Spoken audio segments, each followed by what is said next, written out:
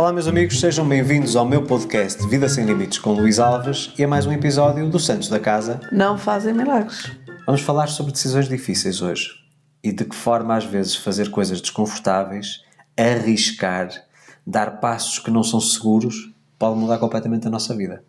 Ou seja, às vezes nós andamos anos e anos a adiar uma decisão difícil, que é inevitável, na maior parte das vezes, e uma coisa que eu ouço quase todas as semanas é do género: se eu não tivesse estado a adiar esta decisão nos últimos 5 anos, por exemplo, onde é que eu já poderia estar hoje?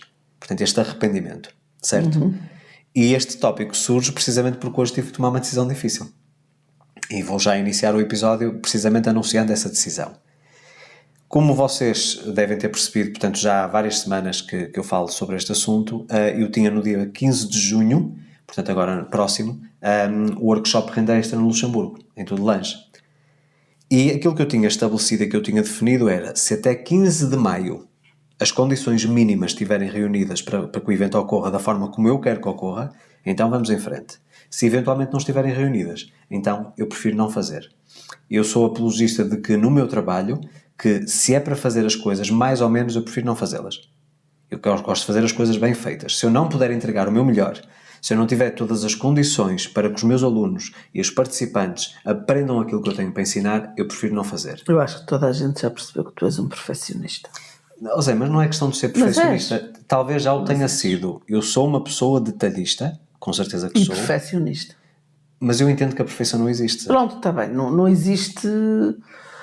Agora, se me disseres que eu estou a tentar sempre aprimorar as coisas, sim, isso é verdade. Agora, eu sei que a perfeição não existe. Da tua visão não existe, mas existe, por exemplo, na minha, a parte em que eu acho que tu és perfeccionista, que para mim existe. Ok. Fica a tua opinião. Portanto, vale que vale. Eu acho que já fui perfeccionista, sem sombra de dúvidas, e depois, quando percebi que a perfeição era uma coisa praticamente inatingível, porque quando eu chegava naquele ponto que eu achava que era a perfeição, dizia, não, falta aqui qualquer coisa, nunca estava 100% bem. Então isso frustrava-me. Então eu resolvi abandonar essa obsessão pela perfeição e fazer o melhor que eu posso para as condições que eu tenho neste momento. E foi exatamente isso que aconteceu. Chegou a 15 de maio, não tinha reunidas as condições mínimas que eu precisava para que o evento ocorresse da melhor maneira, então entramos em contacto com as pessoas que já se tinham inscrito, fizemos a respectiva restituição do valor investido e ficará para uma próxima. Eu vou só dizer dessa forma. Portanto, eu prefiro, como estamos a falar de uma coisa de muita responsabilidade, que é treinar pessoas, fazer as coisas mais ou menos para mim não funciona. Eu tenho realmente que fazer o melhor que eu consigo com os meios que eu tenho, mas não tínhamos os mínimos, portanto, já garantidos e eu preferi cancelar. Portanto, esta foi uma decisão difícil tomada, agora muito recente. Em relação, por exemplo, eu vou falar em relação à parte da carreira. Houve uma decisão muito difícil, mas que me abriu a mente de uma forma incrível e que tu, no fundo, acabaste por ajudar a tomar essa decisão. Eu estava no ano de 2006, penso que foi 2006, eu estava numa situação, e passando aqui apenas o panorama, para ter enquadramento. Eu estava a trabalhar numa empresa têxtil, portanto eu era estilista, de uma marca relativamente conhecida aqui em Portugal, mas de facto não me sentia minimamente satisfeito com o trabalho, com o ambiente, com o salário também, porque me haviam prometido uma coisa num determinado prazo, já tinha passado esse prazo e eu não estava ainda com o salário que me haviam prometido, mesmo tendo uma boa performance, e portanto para mim aquilo estava-me a frustrar. Entretanto, surge o convite para abrir a marca própria. Só que há aqui uma questão muito importante, que é, com a marca própria, tudo ia depender de resultados. E se eu estava a começar uma coisa do zero, como é que eu tinha garantia que aquilo ia funcionar? Certo? Então cheguei a um ponto que eu tenho que realmente, sou quase encurralado entre a espada e a parede, como se costuma dizer na gíria popular. Ou tu continuas a trabalhar com este salário certo, porque no fundo era isso, Zé. Era esse salário. Era, mas a decisão foi muito bem tomada. Sim, mas deixa-me explicar às pessoas que me estão a ouvir que a decisão foi essa. Claro. Então eu tinha o salário certo, não importa aqui o montante, que cobria as nossas despesas, mas tinha aqui uma oportunidade totalmente incerta, que eu não sabia o que é que ia dar, mas eu sabia que as duas coisas não eram compatíveis. Porque tu lembras-te que eu andei cerca de 6 meses, sensivelmente, que eu saía de manhã, que horas é que eu saía? 7 menos um quarto, portanto 6h45, saía de casa, ia trabalhar para Barcelos, porque entrava às 8, chegava a casa muitas vezes às 7h30, 8, eu saía às 6, mas chegava mais tarde, porque apanhámos sempre muito trânsito ali na zona da Exponor, que nós morávamos em Matosinhos. jantava, tu já tinhas o jantar pronto, e eu ia para o escritório, começava a trabalhar na outra marca muitas vezes até às 2, 3 da manhã. Sim. E depois no outro dia, às 6 da manhã ou 6 e um quarto, já estava a No pé outro outra dia vez. não, passaram umas horas. Passaram umas horas, sim. Portanto, eu estava Isso era esgotado. vida. Não, de maneira nenhuma. Mas eu tinha que tomar uma decisão. Qual era a decisão difícil? Dizer assim, não, eu prefiro ter este salário estável que pelo menos cobre as minhas despesas, ou então vou abdicar deste salário estável rumo a uma coisa completamente incógnita. Só que havia também aqui uma coisa. Eu sabia que o sucesso da marca nova dependia muito mais do meu empenho e da força que eu lhe ia dedicar do que outra coisa qualquer.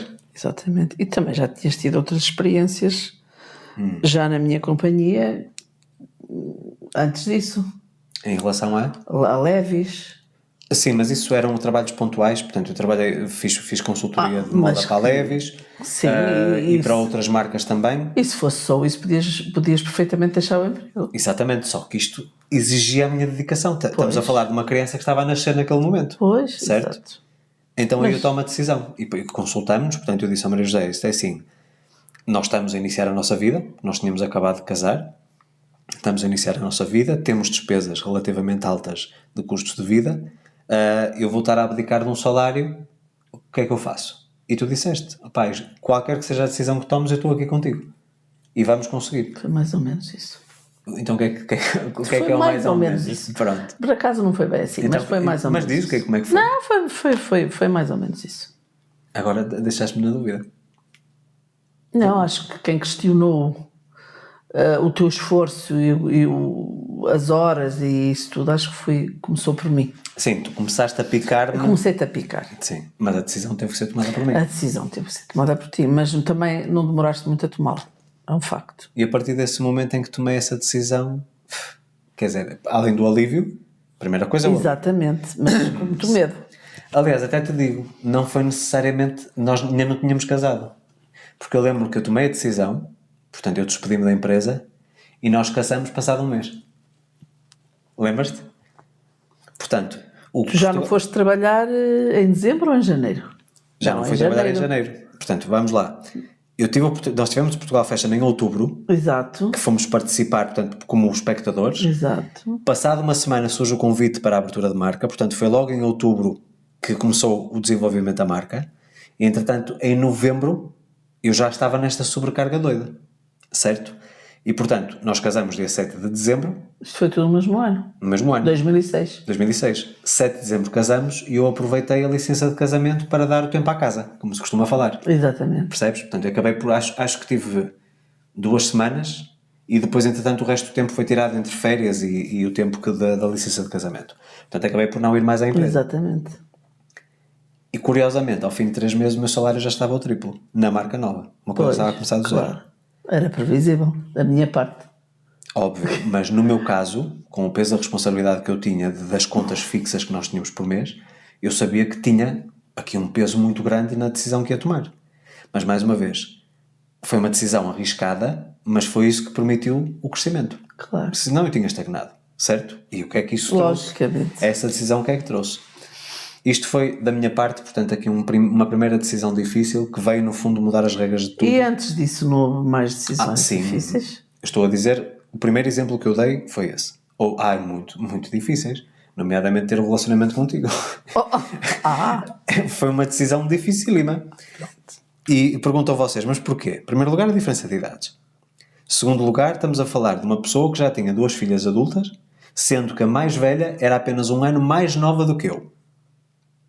Portanto, qual ia ser a receptividade dos meus pais, dos meus avós, ou dos teus pais, ou dos teus avós? Portanto, no início, também houve essa decisão difícil a tomar.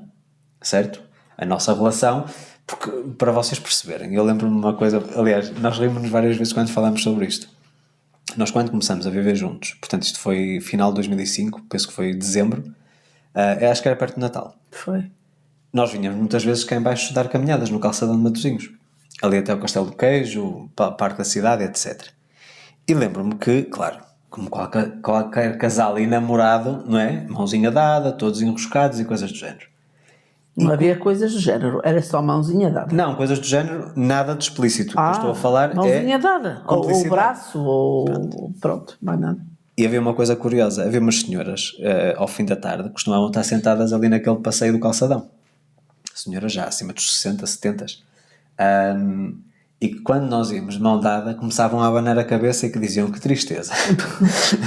Não é? Sempre a abanar a cabeça, tipo a condenar um rapaz novo, porque eu tinha um ar muito miúdo, nem usava barba nessa altura, ainda mais jovem parecia. Aliás, eu acho que se eu raspasse a barba agora, eu nem me conhecia. Já são muitos anos com barba.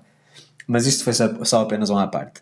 E nós íamos pela marginal, pelo calçadão, e as pessoas sempre abanar com a cabeça. Sim, mas umas não abanavam e deviam pensar que sortuda. Eu aqui numa vida de miséria e esta teve sorte, olha. Não é? E andamos durante muito tempo sem mão dada, como se fossem apenas duas pessoas conhecidas, e muita gente até pensava que era mãe e filho. Aliás, nós tivemos. Lembras-te? Eu tive uma cirurgia. Portanto, às varizes. Portanto, eu tinha problemas de circulação na família, portanto, era hereditário. E como trabalhei muitos anos em pé no pronto a vestir, portanto, na indústria da moda, portanto, muito rapidamente, com o excesso de peso, comecei a ter varizes. E também penso que foi 2006. Claro. E fomos ao Hospital de Santo António. Foi logo, não é? Quer dizer, a velhinha era eu, mas quem primeiro a ficar doente foste tu. Pronto. E fomos ao cirurgião vascular numa consulta de especialidade no Hospital Santo António, no Porto, e entramos na consulta e ele disse qualquer coisa do género: a sua mãe pode entrar. Bem, eu fiquei... Eu ri-me. A Zé riu-se, mas eu fiquei muito incomodado. Eu disse: não, já estamos casados.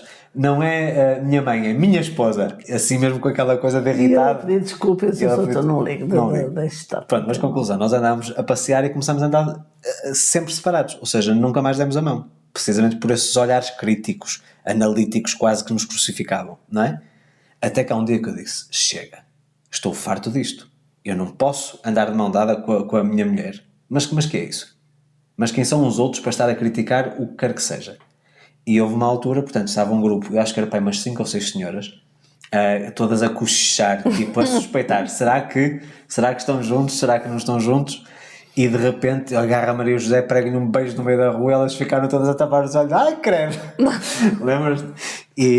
Mas essa não foi uma decisão difícil. Não, estou apenas a contar. E a partir daí nunca mais tivemos problemas. Mas eu acho que também... Não, virámos as costas a isso. E nunca mais reparei se olhavam-se. Mas sabes uma coisa que notei? Foi precisamente a nossa mudança de foco. Mas é engraçado. Agora, eu aí tinha 46 anos e tu 26. Sim. Ou 47 e tu 27. E agora que eu tenho 64 e tu 44, acho que não olham tanto para nós. Se calhar nós é que não estamos a olhar com esse espírito. E nós vamos, percebes, na mesma de mão dada, sempre.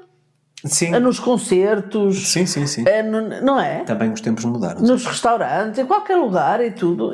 As mentalidades mudaram, porque nós, quando fomos morar para o Brasil, portanto eu tinha 28 e tu tinhas 48, também não senti isso. 8, sim. Eu também não senti isso.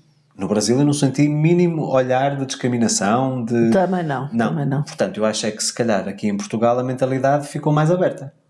Talvez seja isso. Provavelmente. Se fosse ao contrário, o homem mais velho e a mulher mais nova...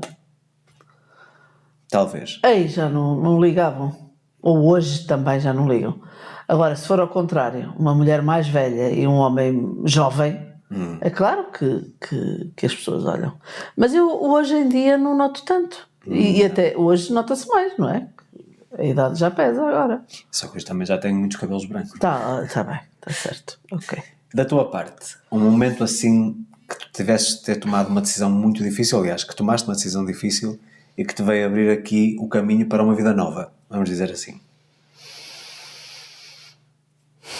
Eu tive várias decisões difíceis na minha vida, mas tu sabes que eu sou uma pessoa diferente de ti.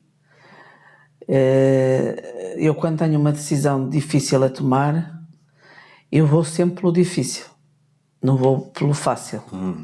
Eu vou pelo desafio. Nós agora estamos iguais. Eu vou sempre pelo desafio.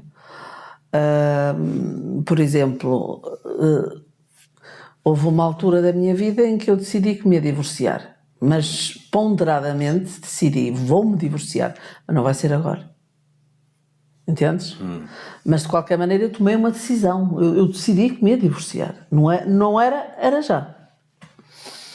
E depois, quando na verdade me divorciei, que eu já sabia que me ia divorciar, e sempre aquilo presente, dia a dia, foi uma decisão difícil para mim. Não te vou dizer que foi fácil, porque foi difícil, porque é uma vida. Ao todo foram 27 anos, não é? Ao todo, mas foi um casamento de 24 anos e meio. Eu gosto de dizer e meio, porque eu ia fazer os 25, era o que eu menos queria na vida, era fazer festas de uma coisa que eu já não queria para mim há muito tempo. E tomei essa decisão difícil, mas fui em frente com ela e não hesitei minimamente. E depois não me arrependi, mas não te vou dizer que não custa. Eu acho que deve custar a qualquer pessoa. Um divórcio deve custar, com filhos, sem filhos. Qualquer ruptura. É o bater com a porta de uma vida, não é? De um passado, e deixar aquilo para trás, porque se tu não deixas aquilo para trás também... O que está para vir para a frente não vem? Não vai, nem usufruis, nem do presente, nem do que está para vir no futuro. E, portanto, eu considero que foi uma das decisões mais difíceis da minha vida, foi o dia em que eu disse quero o divórcio. E no dia em que eu disse quero o divórcio, eu tive o divórcio no dia seguinte, passado 12 horas. Que eu disse quero o divórcio à meia-noite e às 2 da tarde estava divorciada. Portanto, 14 horas. Foram 14 horas. E foi assim, mas foi... Pronto. Depois... sei lá, outra decisão difícil, acho que foi... Deixa-me só voltar a esse assunto. Portanto, tu já disseste em outros episódios que te arrependeste de não teres saído logo no momento em que tomaste a decisão. Arrependi. Certo? Certo. O que é que te levou, no teu entendimento, portanto, na altura para aquilo que tu pensavas, o que é que te levou a estar 10 anos para conseguires dar o passo da tua decisão? Eu já expliquei isso também. Sim, mas vezes. Para este enquadramento do episódio de hoje, acho que faz sentido. Eu quando decidi, eu estava casada há 15 anos, decidi que não havia solução para o meu casamento, não é? E eu estava casada há 15 anos e disse, portanto, o meu futuro, mais cedo ou mais tarde, vai ser o divórcio, porque isto não está a funcionar.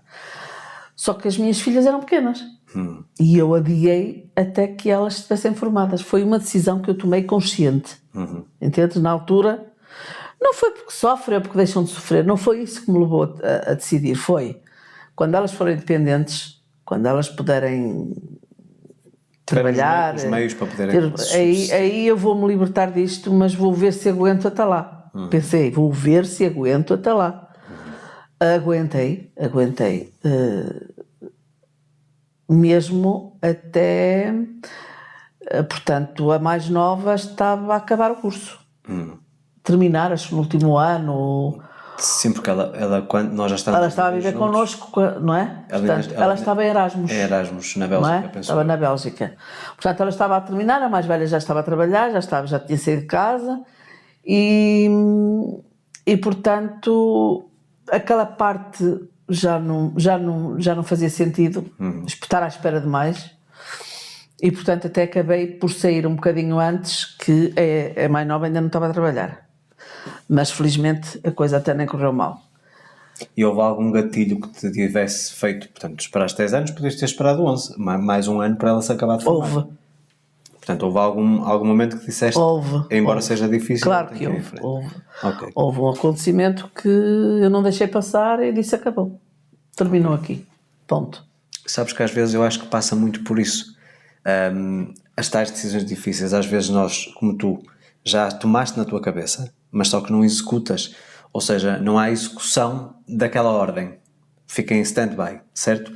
Quando eu falo em decisões difíceis, aquilo que eu quero dizer, sobretudo, não é necessariamente tu tomares a decisão. É tu dares o passo para executar essa decisão. Certo. Percebes? Eu entendo, mas como eu te digo, hoje, que foi o que tu me perguntaste há bocado, e que eu também já disse várias vezes, hoje eu não teria em 95 eu tinha saído desse casamento. Mas também já disseste que nada acontece por acaso, porque Mas se fosse em nada. 95 tu serias assim... Ia uma ficar coisa muito estes anos estranha. todos à tua espera. Tinha ficar muitos anos à tua espera. Pois, ou então se fosse na altura, coitado, tu o ainda rapaz, não- 15 anos, Tu tinhas 15 anos, não, isso era não crime. dava, pronto. Não dava, pronto. Vamos passar à frente. Mas hoje eu não. Hoje, sabendo o que passei, sabendo por todo o processo, portanto, em 95 as minhas filhas uma tinha 15 e a outra tinha... 14. Não, Luís, tem 4 anos de diferença. Sim, mas se ela é um ano mais nova do que eu se tinha 15 em 95, ela tinha que ter 14. Tu tinhas 14, pois, uma tinha 14 e a outra tinha 10. 10.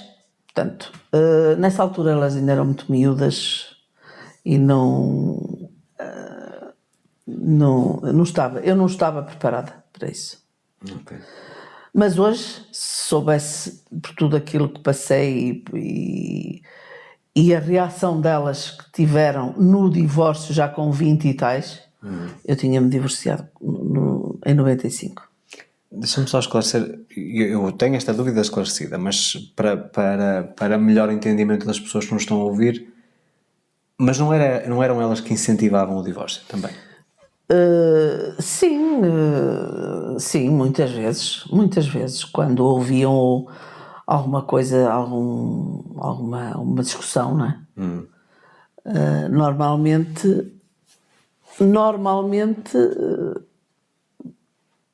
elas reparavam que algo ali que não funcionava, não é? Mas mais crescidas já mais crescidas. Em 95 ainda não era muito por aí, até porque elas nem se apercebiam muito, percebes, do relacionamento. Estavam o dia todo nas escolas, não é? Pois, era diferente. E era diferente. Mas mais crescidas, sim. E nas férias, então, era uma coisa descomunal, porque as férias eram sempre muito problemáticas. Ok. E era onde elas viam realmente um relacionamento que não funcionava, não é? Já pensando na nossa vida a dois, que grande doidice irmos para o Brasil. Sim, mas antes disso e tu tivemos decisões difíceis.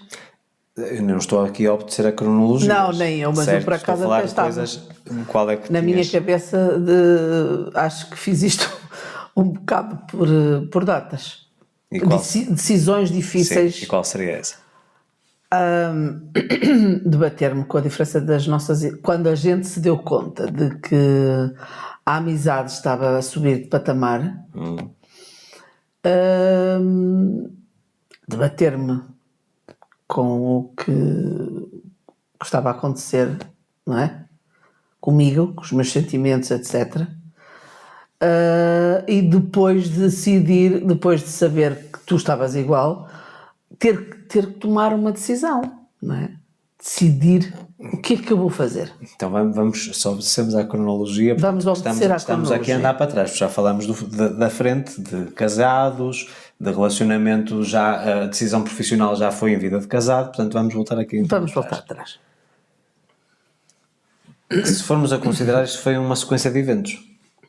Começou por ser uma decisão difícil minha, que foi declarar-me, que eu estava com um receio imenso de perder a amizade, do género.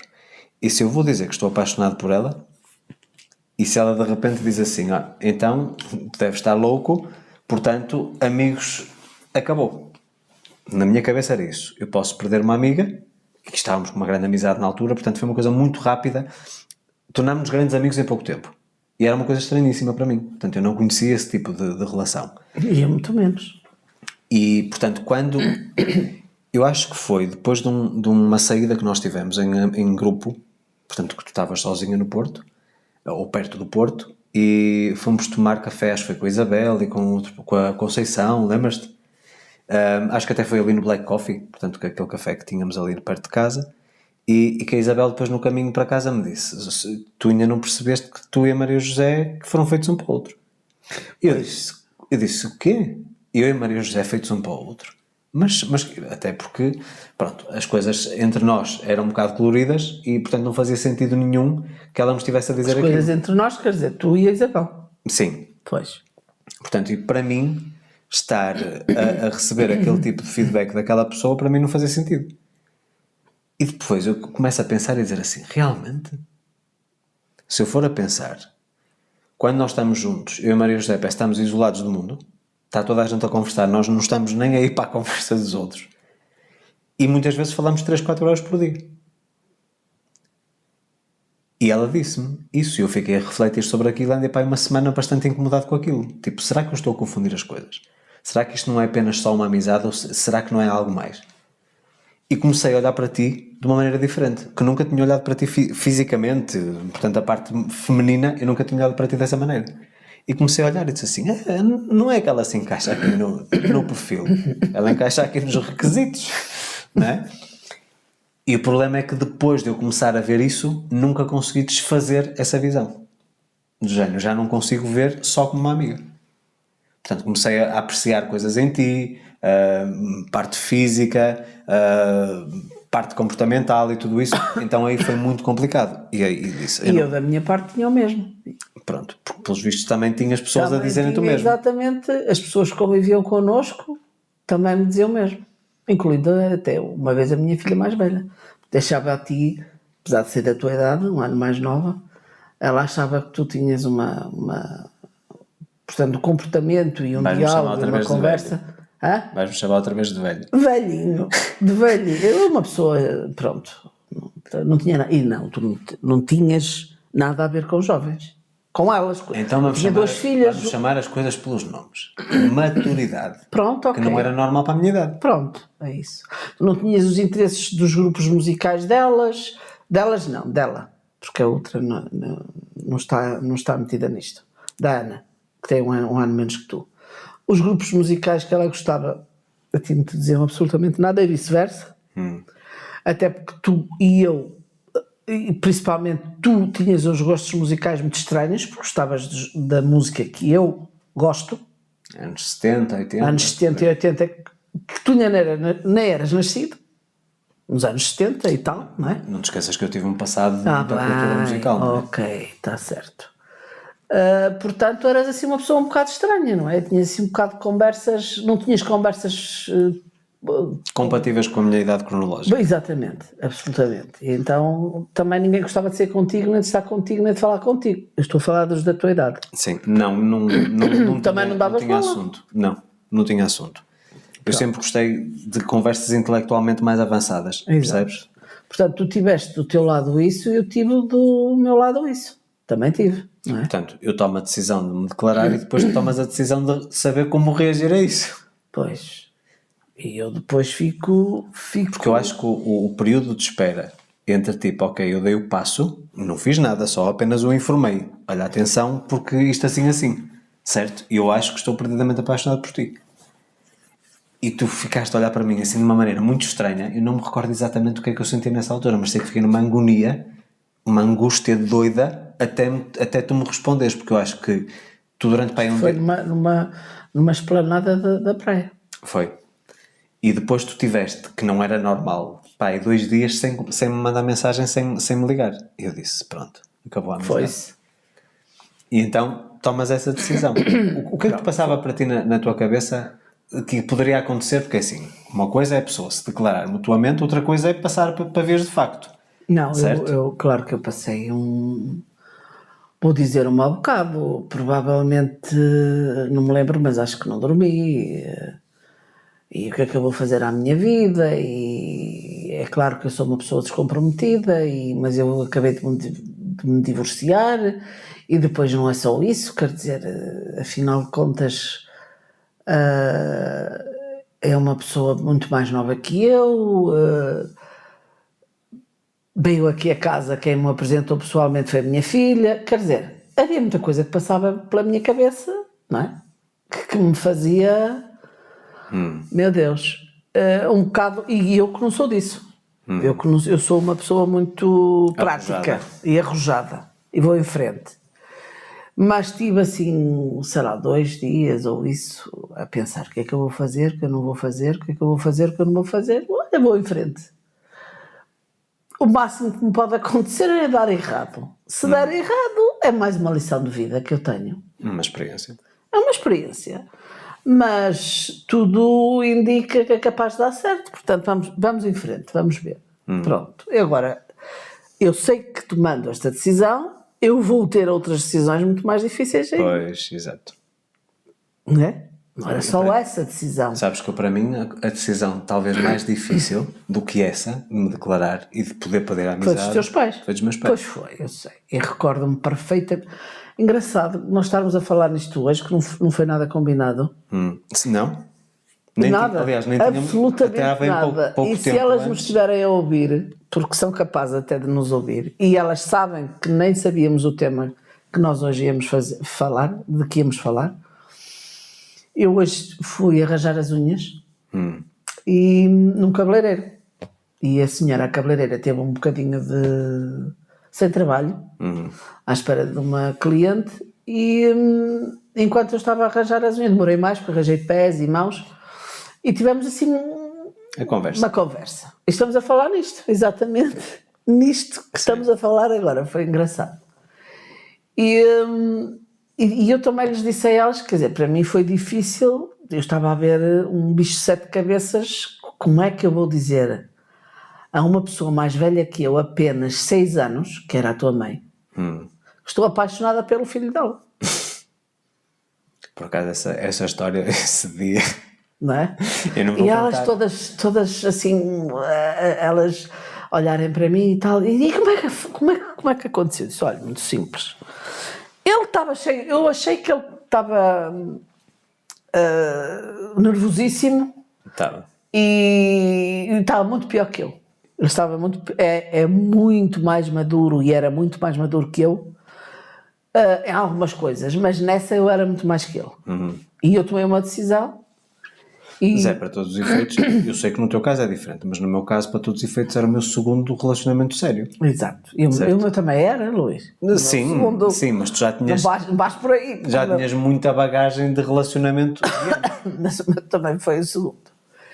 E então eu achei, disse, ora bem, o que é que eu... Mas eu pus-me no lugar da tua mãe e pensei assim, o que é que eu gostaria que me fizessem, num caso Ou que me destes? dissessem. Ou que me dissessem, o que é que eu gostaria? E tomei uma decisão e disse-te, vais chegar a casa e vais ligar a câmara no Messenger e vais-me pôr, eu ligo o meu, tu ligas o teu e vais-me pôr os teus pais para falarem. Do MSN, não era na altura? Foi no MSN. Para os teus pais me verem e me ouvirem. Mas tu o que é que vais dizer? Isso é comigo. Deixa comigo. E eu já nessa altura tinha um medo doido E porque não sabia o que é que ia teu pai sair. tinha preparado a tua mãe, recordas-te? Recordo-me, porque a conversa que eu tive com o meu pai, que foi a primeira pessoa que eu abordei, não vou estar aqui a entrar em detalhes, Não, nem mas vale a não pena, foi mas- necessariamente. Quer dizer, ele até foi receptivo. O que eu não gostei foi dos comentários dos rodapés, Pois, das pronto. legendas. Pronto. Mas de facto ele disse: olha, aguarda, deixa-me preparar a tua mãe, porque a tua mãe sabes que é muito, portanto, é muito certinha e tudo isso, e não vai ser muito fácil que ela vai aceitar esta nova informação. Mas curiosamente, e depois, posterior a essa conversa, a minha mãe depois veio partilhar isso comigo, em off, porque a minha mãe andou silenciosa durante... Mas deixas-me primeiro... Deixo. Mas só para percebermos aqui o porquê da reação da minha mãe e o que é que veio depois. Nesse entretanto, a minha mãe, como não é burra, portanto, obviamente que ela percebia que o meu comportamento tinha mudado, certo? E ela dizia-me, portanto, ela conhecia-me no relacionamento anterior, portanto, a outra pessoa convivia e frequentava a minha casa, e ela disse, pela primeira vez em muitos anos, eu ouvi-te fazer uma coisa que só acontece quando estás feliz. Foi assobiar e cantarolar pela casa. Portanto, isso deu-me logo aqui um sinal claro de que alguma coisa tinha mudado. Então ela no fundo conclui, tipo, há qualquer coisa que mudou na vida do meu filho, porque o meu filho durante muito tempo andou, apesar de ter um relacionamento, andou sempre muito neutro e de repente anda aqui a cantarolar pela casa, pelos cantos. E ela, na altura da música, tinha muito isso, sabia quando andava a cantar e a assobiar e tal, é porque me estava a correr bem a parte da composição, pronto. Portanto, havia isso. Mas entretanto há essa conversa, eu chego a casa, sem saber muito bem como é que havia de fazer, nós estávamos a jantar e eu disse, eu preciso vos contar uma coisa. Não, aliás, eu ia contar. Foi assim, Zé, espera. Eu vou-lhes contar depois de jantar. Então eu disse, eu preciso ter uma conversa com vocês. O meu pai, com ar comprometidíssimo, porque sabia o que é que eu ia falar, e a minha mãe com uma cara muito séria, tipo, o que é que vem por aí? Certo? E eu, entretanto, portanto, eles acabaram de jantar, a minha mãe foi arrumar a cozinha e tudo isso, e eu fui para o quarto e mandei-te uma mensagem.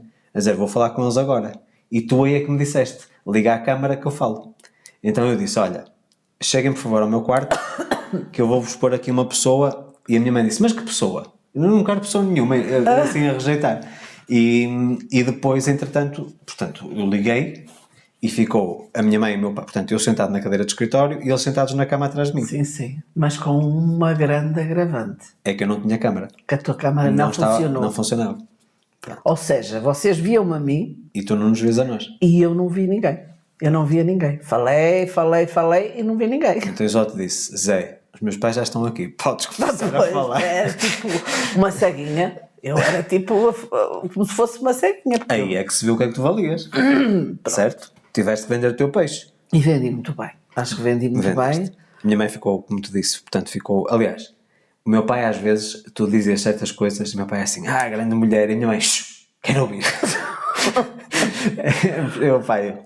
Hoje rio, mas eu estava numa tensão enorme nessa altura. Pois, eu sei. Mas correu-me muito bem, porque eu acho que tomei aí também tomei uma decisão muito inteligente da minha parte, que foi imadura, que nem é nada meu isso. Apresentei-me e disse que isto aconteceu, ninguém fez nada por isso, mas que havia, eu recordo-me de ter falado naqueles pontos mais que sabia que ia tocar a tua mãe, e que eram verídicos, e que são verídicos, que eram aquelas coincidências das minhas filhas terem o nome delas, da tua mãe e da tua avó, também dela, não é? É uma coincidência. Sim. Do meu pai ter o nome do pai da tua mãe, quer dizer, e montes de coisas, não é? Sim.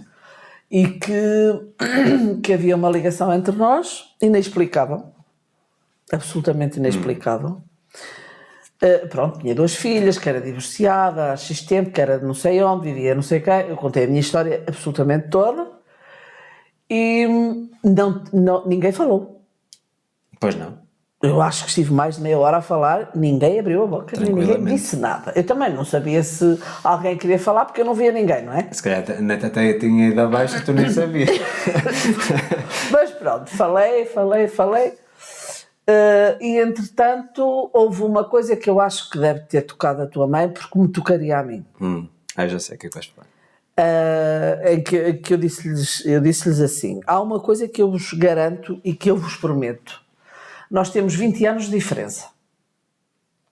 Mas a partir do momento em que eu me aperceba que estou a magoar o vosso filho, ou que estou a prejudicar o vosso filho, ou que o vosso filho não está feliz comigo, ou que haja o que houver, eu, nesse momento, salto fora e o vosso filho é livre, completamente livre, para seguir a vida dele e pronto, e ser feliz, e ficamos amigos na mesma, se tivermos que ficar. Ou seja, deste ali o certificado de garantia de devolução. Satisfeito ou devolução? Exatamente. Pronto. Intacto. Sim.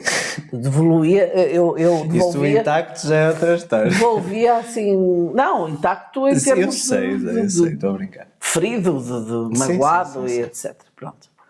E eu acho que não tinhas, se formos a ser verdadeiros, não tinhas como garantir isso, porque o próprio facto de tu dares esse passo, caso sentisse isso, poderias magoar-me. Portanto, isso não havia aí uma garantia. Está bem, Luís, mas eu estava a dizer no facto... Percebi. Eu estava a dizer... Tu querias era de alguma forma salvaguardar a preocupação deles. Exatamente. Pronto, que era o que eu gostava que fizessem comigo. Okay. Como a tua mãe só tem mais 6 anos que eu, o pensamento... A mentalidade é semelhante. É um bocadinho semelhante. É muito diferente. Depois já percebi-me que é muito diferente. Que a tua mãe é muito religiosa, que eu não sou. A tua mãe tem aqueles padrões, não é? Mais conservadores. Pronto. Eu não sou... Eu sou mais solta. E acho que lhes caí bem. Pelo menos à tua mãe. O importante aqui era a tua mãe, porque o teu pai já tinha o cérebro meio lavado, não é? Tu já lhe tinhas feito a folha. Mas o importante era a tua mãe. E só sei que passado uma semana estava em tua casa, não foi? Ou foi ao contrário? Aliás, Tu já tinhas estado em minha casa. Não, sim, mas Noutras isso foi nos teus circunstâncias, anos, com sim. muitas amigas, isso não tem E eu nada a lembro-me ver. o engraçado, quando eu contei ao meu pai, o meu pai não identificou como sendo tu, pensou que era a Lena. É aquela morena, não é? Eu disse, não, é a loira. Ah, muito bem. Pronto, enfim. Mas passando à frente, e o mais curioso no meio disso tudo, portanto, passando essa etapa, depois a minha mãe, entretanto, conversou, não sei se proporcionou isso ou se foi já na aldeia. Primeiro encontro acho que não foi na aldeia. Não foi? Não, Tenho certeza. não foi na aldeia. Ou foi um jantar lá em tua casa? Eu acho que foi na minha casa. Ou na minha. Na tua não foi, pois não foi. Foi na minha.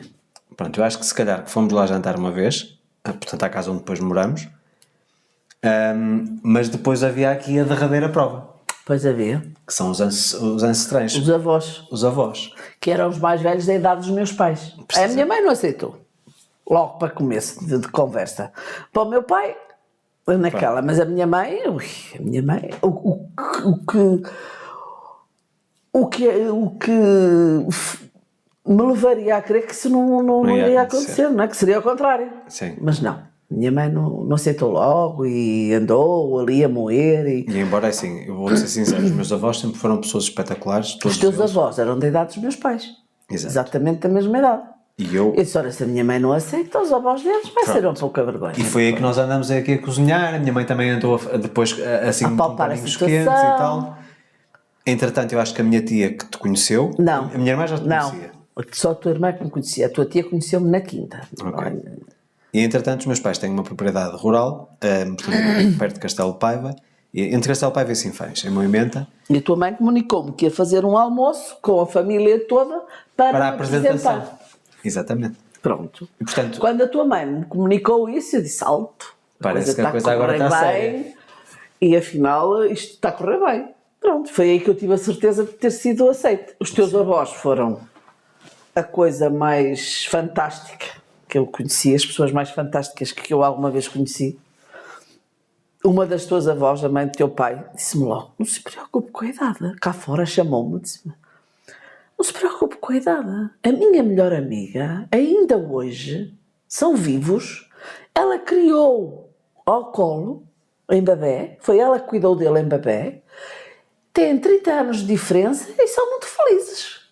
Pois. Portanto, uma avó, eu quando vi que a tua avó, que já tinha assim uma experiência, que era a melhor amiga, disse alto, pronto, eu já estou safa, já me safei. E safei muito bem. E o pai da minha mãe... Então o pai da tua mãe, o nome da minha mãe, do meu pai... Meu Deus, esse andava também, contigo. esse também estava todo contente. E todo... Era a ti que ele chamava Carlinda? Era. Porque ele chamava só duas pessoas portanto, que me lembro, duas pessoas Carlinda. Era a minha irmã e era a ti. Era. E de facto é assim, claro que a convivência não foi muito extensa. Não, porque depois tomámos outra decisão difícil. E entretanto eles faleceram os 4. Que foi uma das coisas... no Brasil.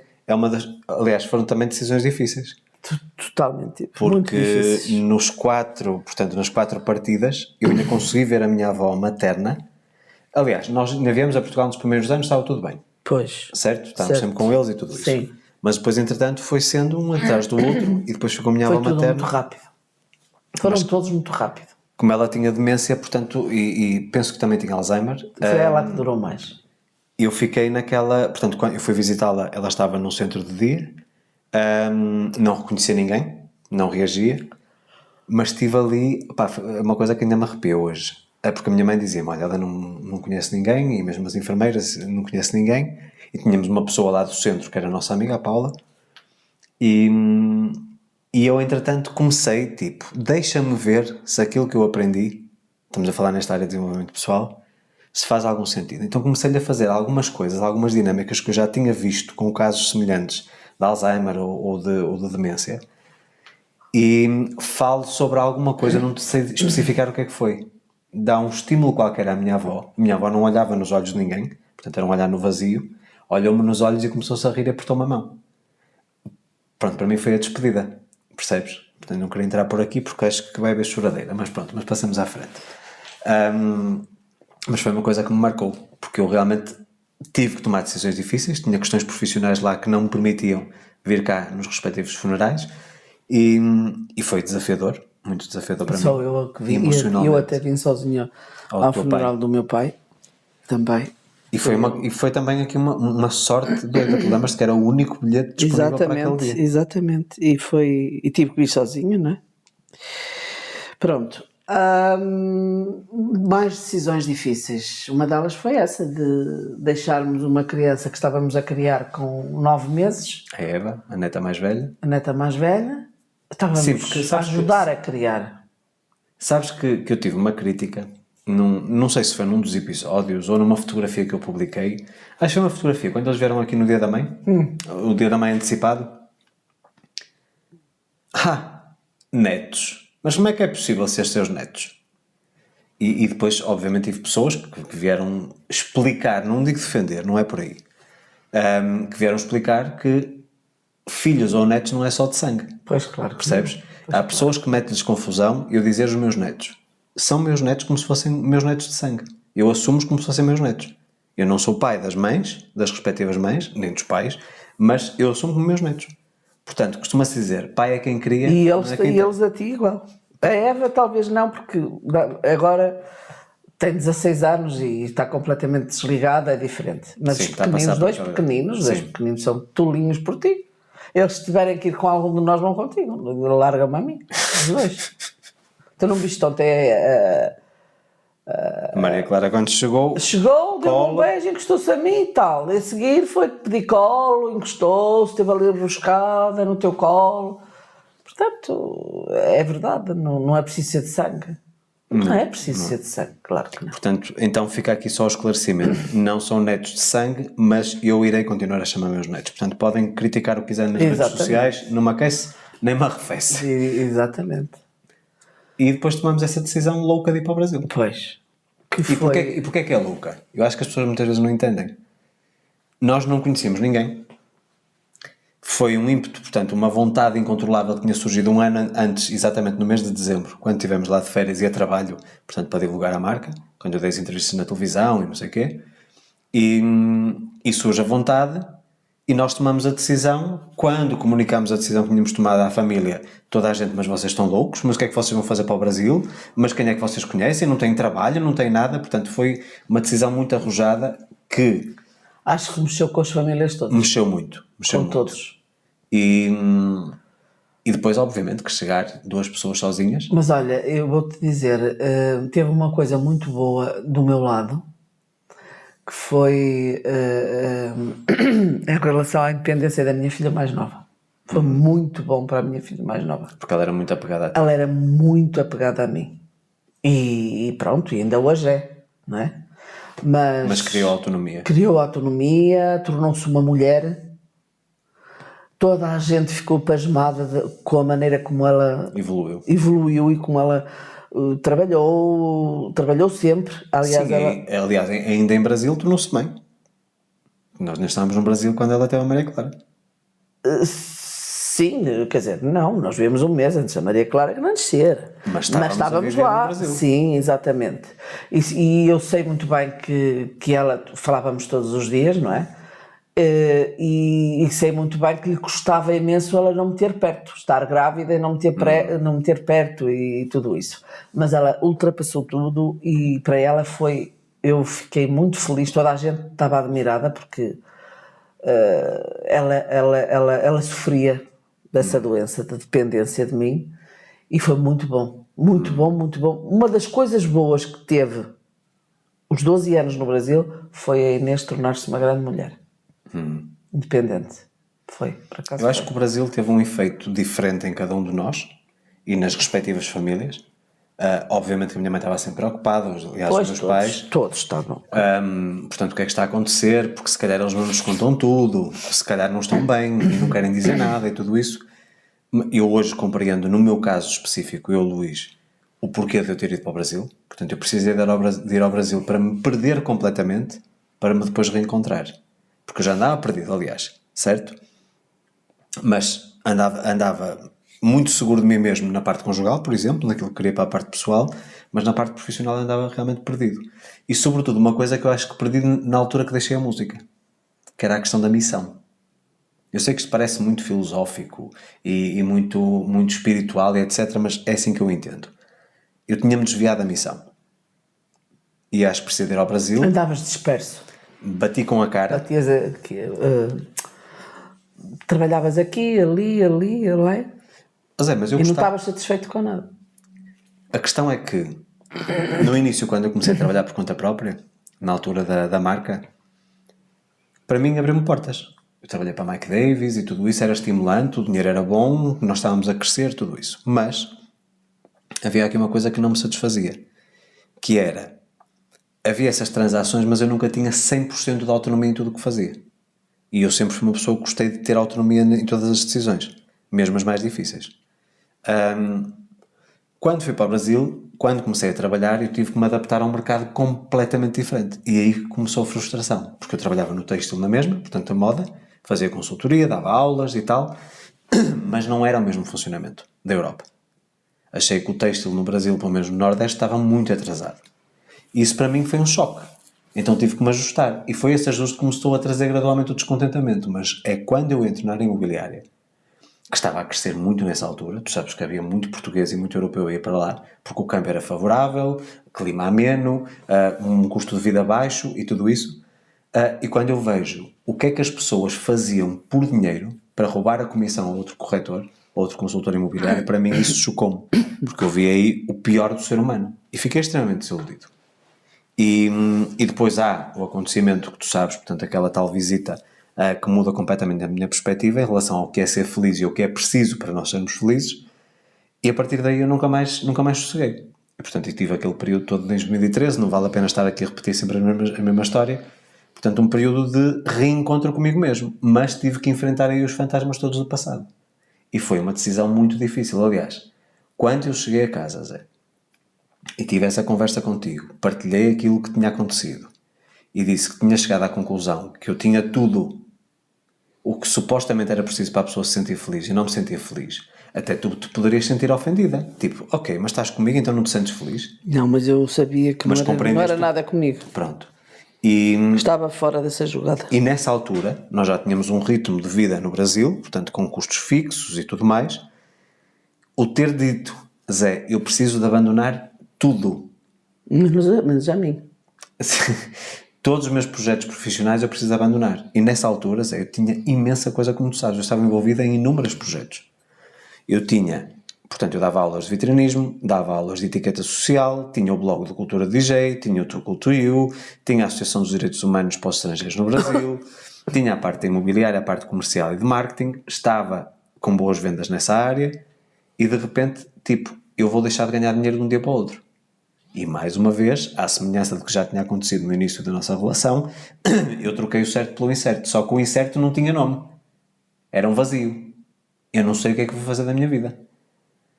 E eu digo-te, ainda bem que isto aconteceu no Brasil. Porque eu acho que o sofrimento dos meus pais... Porque eu nem sei, Zé, nessa fase, eu nem me recordo de ter comunicado a alguém que estava a passar por esse processo. Percebes? Porque se eu dissesse aos meus pais, olha, eu deixei todos os meus trabalhos, não estou a ganhar nada e agora vou estar aqui os meses que forem necessários até me encontrar. Eu acho que os meus pais tinham aquilo que se chama no Brasil um piripaque. Claro, normal, uma preocupação de um pai, certo? Eu acho que tu, acho eu, não sei, mas a percepção que eu tenho é que nestes 17 anos que estamos juntos, não é? Já fizemos 17, não foi? Ou 16? 2006, 17. 7, 6, 13. 17. Eu acho que os teus pais nunca se decepcionaram com nada, nem nunca podem ter ficado preocupados. Pronto, isso é normal. Principalmente no Brasil, não é? Aquele tempo, eles no fundo só sabiam o que tu dizias. Óbvio. Não é? Que não viam.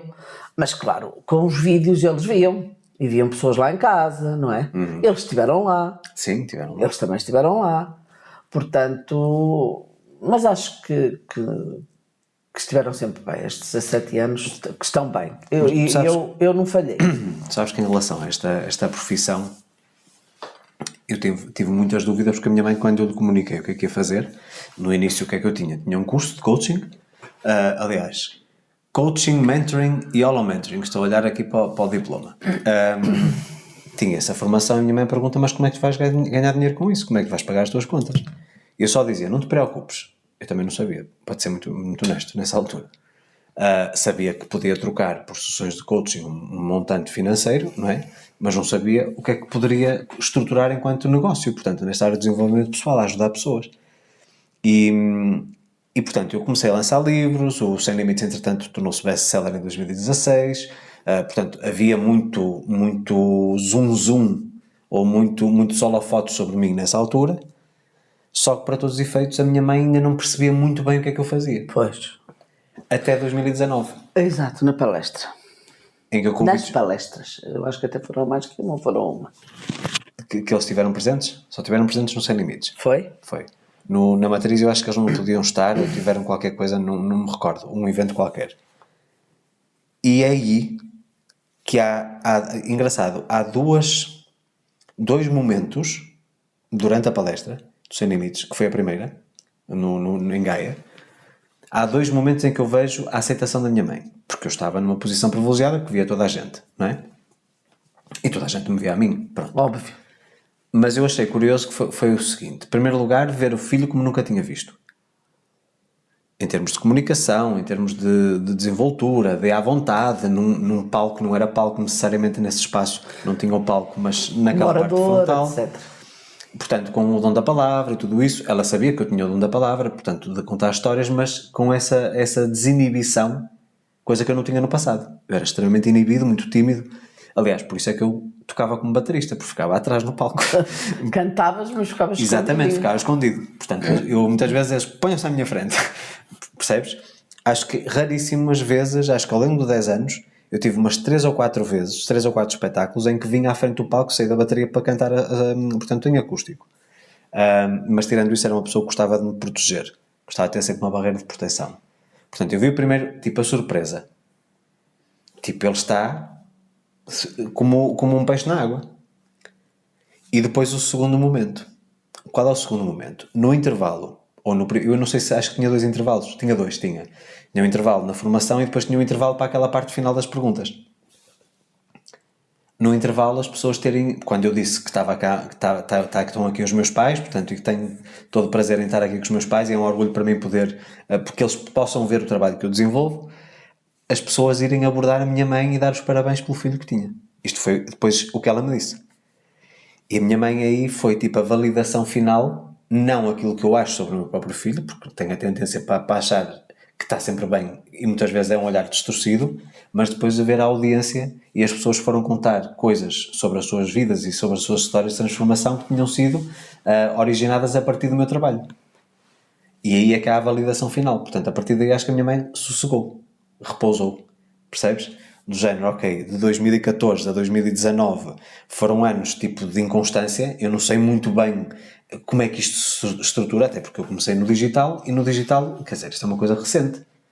Para uma pessoa que era professora e que só sabia aquilo que era palpável e que era visível, não é? O digital é uma coisa muito incógnita. Como é que ele ganha dinheiro? Mas como é que as pessoas compram os livros? Na minha cabeça da minha mãe pensava muitas vezes, mas é um livro o quê? Mas digital, mas quê? Mas a gente esfolha, percebes? Portanto, não havia esse know-how. E acho que aí ela finalmente sossegou, quando percebeu não só aquilo que eu estava a entregar de valor, mas depois a validação de resultados das pessoas que foram ter com ela e que disseram: o seu filho mudou a minha vida. Percebes? Certo. Portanto, isso foi uma coisa para mim muito, muito satisfatória e muito enriquecedora. Mas, vou-te dizer, por exemplo, já nesta área, portanto, já na carreira, a decisão, por exemplo, difícil de eu ter tomado quando percebi que, neste caso era o Ser Feliz é Possível, que não teve receptividade das editoras, o ter tomado a decisão de empreender só com livros digitais. Isso foi uma decisão dificílima, porque eu não sabia o que é que vinha daí. E ainda bem que tomei essa decisão. Foi essa decisão que me veio a trazer depois o best-seller, o Sem Limites, e que me abriu portas para muitas outras coisas. Compreendes? E na tua vida, que coisas é que tu consegues identificar mais que tenham sido decisões difíceis?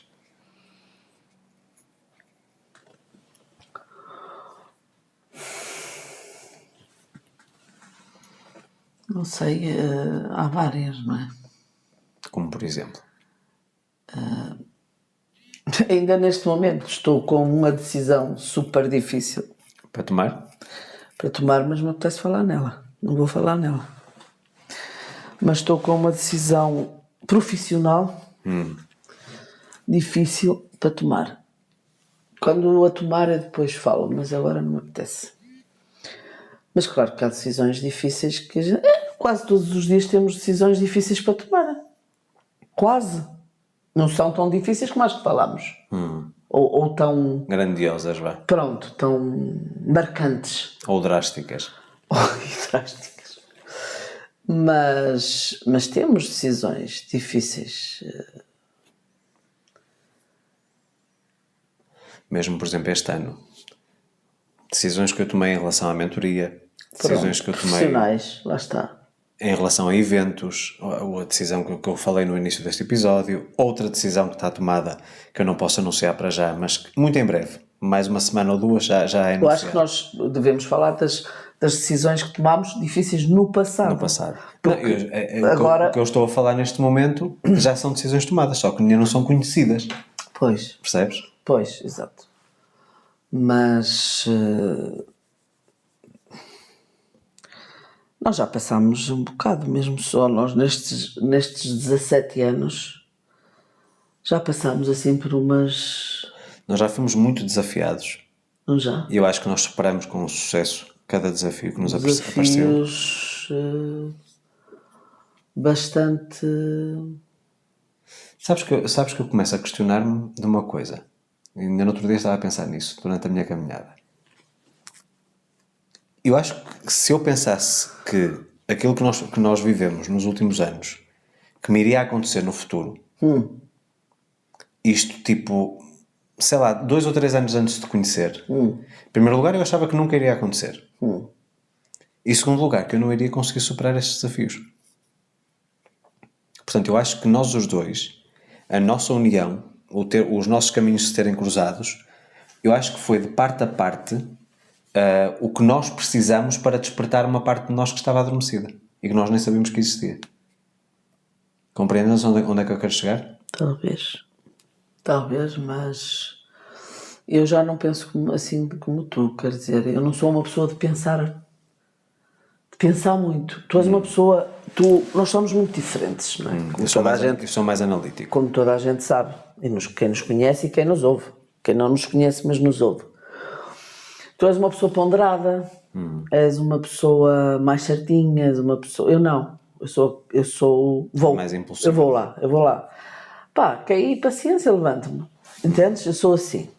E gosto de te arrastar comigo. Percebes? Já houve muitos momentos na nossa vida que eu te arrastei comigo. E tu foste. E correu bem. Não, tu se fores a ver, nunca nos correu nada mal. O que é que nos correu mal? Que queixas temos da vida? Em conjunto dos dois. Tanto profissional como pessoal. Não tenho. Não temos. E mesmo que as tivesse, em comparação com aquilo que eu lido todos os dias, eu não me posso queixar. Pois, exato. Eu sou extremamente abençoado. Nós somos abençoados. Isso eu sei, isso eu já sei. E seremos sempre, porque...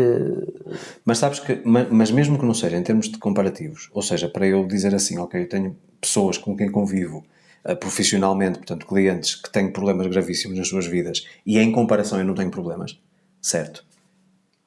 Mas eu acho que a forma como eu comecei a decidir e a escolher ver a vida também não me leva a ter isso. Olha, eu hoje pois não, mas eu hoje, por exemplo, nas unhas, a senhora que me estava a arranjar as unhas, e enquanto estávamos todas a conversar com a senhora, com a cabeleireira, também, em conjunto, que ela ficou fascinada, e ela é fascinada pelo universo, pela lei da atração, a cabeleireira. Sim. A outra não está muito por dentro disto, a senhora das unhas. A senhora das unhas estava-me a dizer, pois, isso é tudo muito bonito, o pior é quando nós temos pessoas que fazemos tanto, ajudamos tanto na vida, e elas nos dão pontapé e não agradecem, e se possível ainda nos viram a cara, e nem é preciso irmos a pessoas de fora, até podemos ir a pessoas de família. Eu percebi que ela estava com problemas. Sim. E eu disse-lhe assim, olha, vou-lhe fazer uma pergunta, só, mais nada. Você está decepcionada com alguém, não é? E já percebi que é de família. E diz ela, e muito. Eu disse, pronto. teve alguma coisa boa, você fez-lhe muito bem, essa pessoa tem feito muito bem tudo e mais alguma coisa. E você já pensou se teve alguma coisa muito boa que lhe aconteceu assim na vida, neste mesmo espaço de tempo em que ajudou a outra pessoa? E diz ela, tive, olha, livrei-me de um cancro, acabei por há pouco tempo sair do IPO com uma carta A dizer que estou curada. a dizer que estou curada e que daqui por 5 anos ou 6 irei fazer um exame, mas em princípio está tudo ótimo. E digo assim, e já pensou, por acaso, já pôs a hipótese de ser essa a recompensa por fazer bem a outras pessoas? Nem mais. Ela ficou assim a olhar para mim muito séria e eu disse, sabe porquê que eu lhe digo isto? Eu vou-lhe explicar.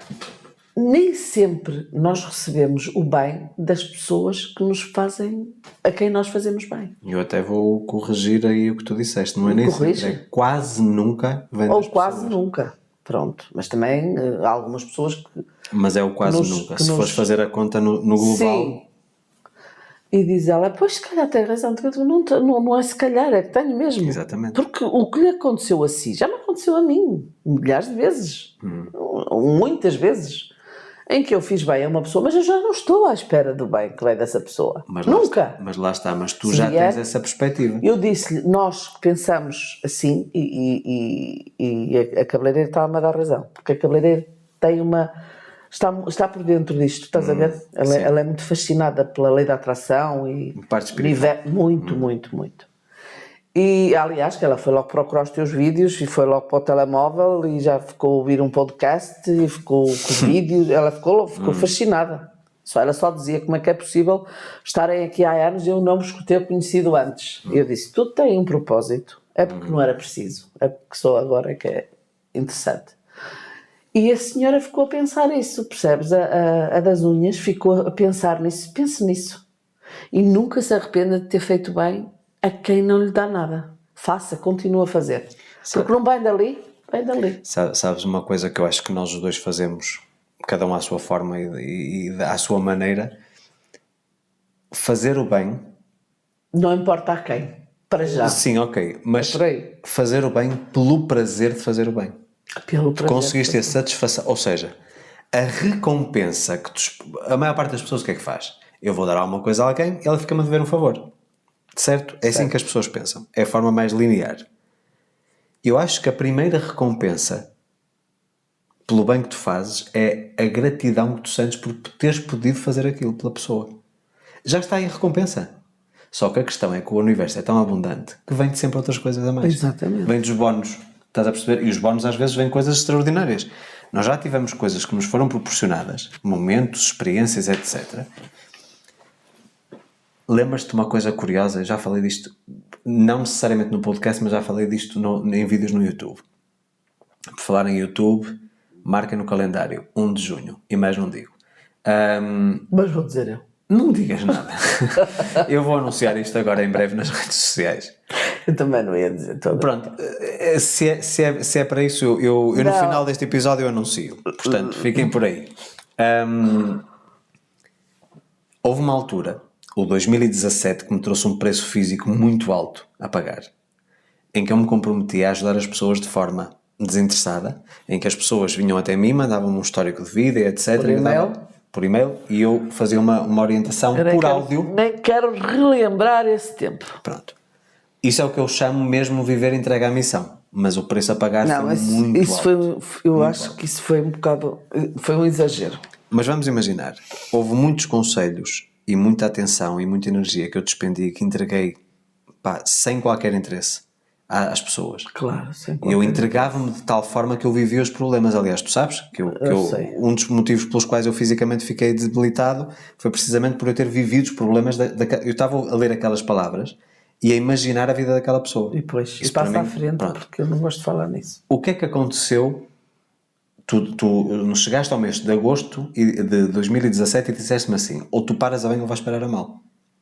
Ou vais acabar numa cama, ou então paras este mês de agosto e não respondes a mais ninguém.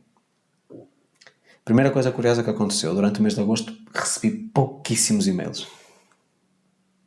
E depois em setembro, quando voltei, começaram os e-mails sem eu ter dito nada. Tu já viste aqui, é fabuloso. E tu lembras-te, depois desse bem todo que eu fiz, tu lembras-te do boost de vendas de livros que eu tive nos meses seguintes? E lembras-te de um dia em que tu fizeste um lançamento? De lançamento de quê? Fizeste um lançamento de quê? Livros? Nessa altura já tinha cursos também. Eu nesse ano não lancei nada. Em 2017 não lancei nenhum livro. Eu lancei talvez um curso. Numa Black Friday, não foi? Tu fizeste um lançamento qualquer? Numa Black Friday nunca fiz lançamento. Não, então... O que eu tive, se calhar, foi uma campanha na altura para o curso da Matriz de Sucesso. Que já existia, nessa altura. Talvez tenha sido isso. Sim, mas o que é que queres dizer? Não sei, eu sei que tu fizeste... Foi assim uma coisa num dia, tu vendeste milhares e milhares. Sim. Recordas? Lembro-me. E o que foi isso? Foi um lançamento? Foi o curso da Matriz de Sucesso, mas não era lançamento. Portanto, eu tinha lançado já o curso não tinha sido bem sucedido nos primeiros meses, portanto não tinha um grande volume de Sim, alunos, e depois? faço uma campanha, mas não foi na Black Friday, Zé. Não foi a Black Friday. Não foi? Não. Eu fiz 2 ou 3 dias de Eu promoção acho que desse foi curso. na Black Será? Friday. Talvez. Não sei. Sabes porque é que eu... É novembro, certo? Certo, sabes Então, porque é que se eu calhar digo foi. isto? Porque no ano seguinte voltaste a fazer e não deu o mesmo resultado. Pronto. Então foi Black Friday, É por isso que eu me lembro. Portanto, eu nessa altura, na Black Friday, fiz um relançamento Isto foi no ano dos e-mails. No ano dos e-mails. Exatamente. De tu responderes a milhares de e-mails que era o dia inteiro, Por a noite áudio. inteira, ali, sem voz, rouco, doido, completamente. Nem te lembravas de como é que foi assim uma coisa do outro mundo. Pessoas que se queriam suicidar, chamarmos a polícia para ir para o Rio de Janeiro, para casa, não sei. Olha, enfim.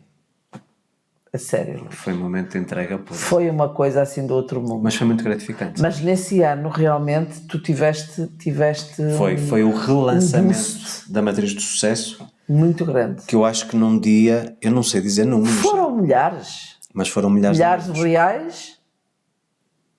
Milhares de alunos, obviamente tem que ser no mínimo milhares de reais. Mas Foi um foi boost. assim uma coisa Foi tipo assim, num dia uma faturação assim anormal. anormal, completamente anormal. E, E portanto, veio tudo daí. e eu na altura não usava publicidade. Nada. Foi tudo orgânico. Nada. Parece que toda a gente convergiu e... Lá está, é o universo. É o universo. E outras coisas, Zé. Nós tivemos experiências, eu acho que no final desse ano, porque depois viemos a Portugal, certo? Viemos a Portugal, acho que foi em setembro. Setembro. Não, outubro. Outubro? Viemos em outubro, ficámos no início de outubro e depois a Maria Clara nasceu em novembro. Lembras-te? A Maria Clara nasceu dia 2. Foi logo. Mas Sim. só estivemos um mês cá. Sim. Pronto. E a Black... Ainda assim, a Black Friday foi depois, foi em novembro. Ok. Pronto. Sim, pois. Eu não sei qual é o fim de semana, portanto, qual é a sexta-feira de novembro, mas tem uma data específica. Tem, mas é em novembro. Pronto, acho que é a última sexta-feira de novembro. Exatamente. E Mas à conclusão, nesse ano, até ao final do ano, tivemos imensa coisa que entrou na nossa vida assim, tipo, nós não estávamos a fazer força para isso.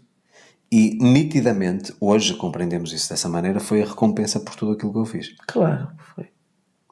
Ou seja, o preço foi pago. Eu paguei um preço de saúde, mas depois veio a recompensa. Percebes? Por exemplo, eu tenho pensado muito nisso, até porque tenho amigas, não é, da minha idade, muitas amigas da minha idade, eu felizmente tenho amigas desde os 9 anos de idade, portanto, que mantenho uma amizade muito grande, que estão doentes, ou a disto, ou daquilo, ou daquilo, não sei o quê, ora agora assim, ora agora assado, eu tenho a mesma idade e felizmente sou uma pessoa, até à data, não tenho problemas nenhuns de saúde. Bem, enquanto eu andar nestes concertos todos, não é? É sinal que estou bem. Sim, porque sim. posso mover-me, o barulho não me afeta, o mover-me também não me afeta, desde que tenha umas sapatilhas. Portanto, eu também acho que isso é uma recompensa. No fundo é. Também é uma recompensa. Eu acho que é assim, Zé, nós já vivemos tantos momentos que eu acho que se não fosse realmente aquilo que nós damos aos outros, aquilo que todos os dias, as sementinhas que nós pomos na mente das pessoas, falo isto por mim, mas tu também tens parte Também integrante faço, nisso. eu também faço. Eu acho que no fundo é assim, nós não, em primeiro lugar nós não nos podemos surpreender em relação a essas surpresas, porque sabemos que inevitavelmente elas vêm, não sabemos o que é, mas vêm. E muita coisa que a gente tem realizado, que são, isso aí são metas nossas, são objetivos e desejos nossos, tem vindo com uma não é facilidade, porque eu acho que não é por aí, as pessoas depois podem interpretar de forma equivocada, tem vindo de uma forma tão fluida, estás a perceber? E muitas vezes, até temos aprendido esta lição, muitas vezes nós queremos uma coisa muito naquela data. Se tivesse vindo naquela data não tinha absolutamente sentido nenhum. Mas é que eu já me habituei. Quando quero muito uma coisa e ela não chega é porque não tem que ser ali. Exatamente. Eu já estou habituada. E quando vem tu dizes assim, agora eu percebo porquê. Exatamente. Porque se calhar vem com um bónus. Exatamente. Eu costumo dizer, tu queres Mas é verdade. uma caixa vazia, certo? E tu perguntas assim, mas para que é que me vai servir esta caixa vazia? Ah, porque eu tenho aqui umas coisas para arrumar. Mas se a caixa que te vier, quando vier, já vier com conteúdo. É verdade. Eu já Estás a estou perceber? habituada a isso. Pronto, e eu É por isso digo, que eu já não fico triste quando quero muito uma coisa e ela não vai. não vem no teu prazo. Sim. Pronto. Já não fico assim.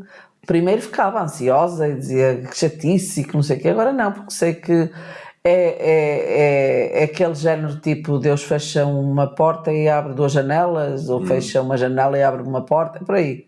Portanto, nunca fico muito. Sabes que no nosso muito caso, preocupada. em relação àquilo que a gente quer, eu digo muitas vezes, quando as coisas não acontecem, quando a gente gostaria que elas acontecessem, Deus, o universo, fechou uma porta, mas que grande portão que ela abre a seguir. É verdade, É que não é janela, é grande portão. é verdade. Eu acho que os grandes saltos que nós temos dado na vida, a dois, na vida, individualmente e tudo isso, tem sido precisamente sobre a questão de nós sabermos ser pacientes, sabermos dar tempo ao tempo, certo? E esperar o tempo de maturidade de cada coisa.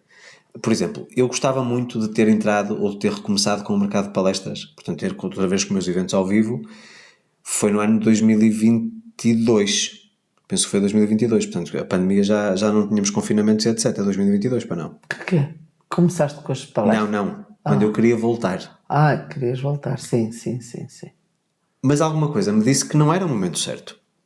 Então, o que eu percebi que era um momento de transição, sim, foi quando eu contratei o Pedro e começamos a trabalhar a parte digital. A parte. Pronto. Então eu percebi que tive que criar toda essa infraestrutura. Agora, por exemplo, 2024 já vai fazer sentido. Certo? Portanto, e sobre isso, essa especificamente eu não posso para já falar, estamos à espera de uma confirmação de uma data. Mas se tudo correr bem, se o universo conspirar a meu e a vosso favor também, vamos ter um evento em setembro, presencial, ok? E vai ser no lugar menos provável do mundo.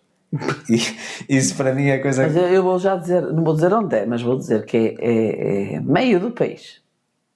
Do meio para baixo. Meio. Não, é meio para baixo.